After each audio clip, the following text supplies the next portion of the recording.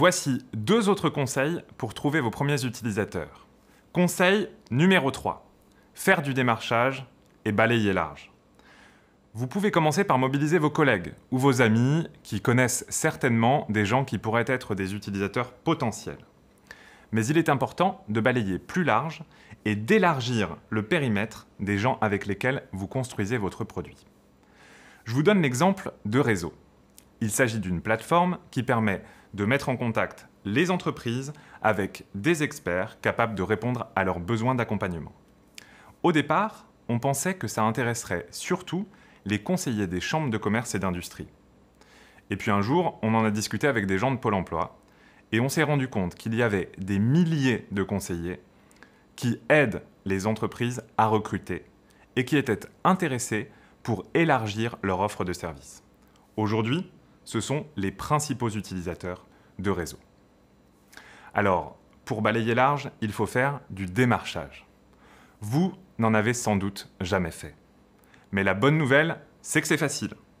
L'avantage quand vous faites partie d'une start-up d'État, c'est que vous pouvez dire que vous faites partie des services du Premier ministre et on vous passera n'importe qui au téléphone.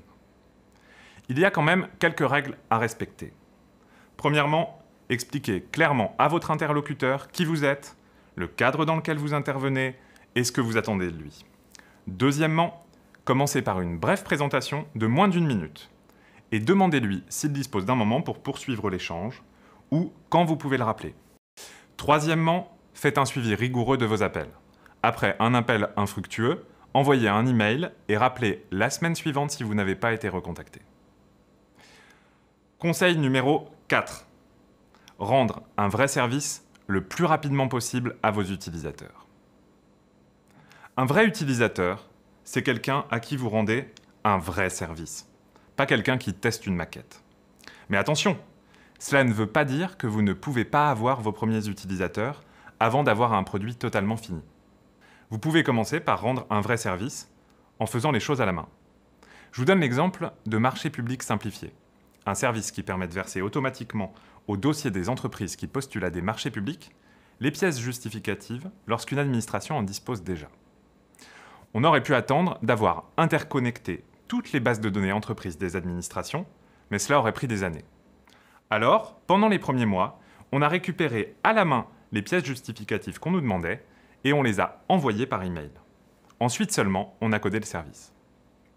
Ce n'est pas non plus parce que votre produit est imparfait que les gens ne l'utiliseront pas. Le jour où on a lancé la première version du Pass Culture, des lycéens ont fait des réservations. Et puis le lendemain, certains ont voulu les annuler. Le problème, c'est qu'on n'avait pas encore développé la fonctionnalité permettant d'annuler une réservation. Les développeurs l'ont alors fait en quelques heures. Mais si personne n'avait fait de réservation, on aurait su qu'il y avait un gros problème avec l'application. Et au lieu de perdre du temps à coder une fonctionnalité pour annuler des réservations inexistantes, on aurait fait une autre application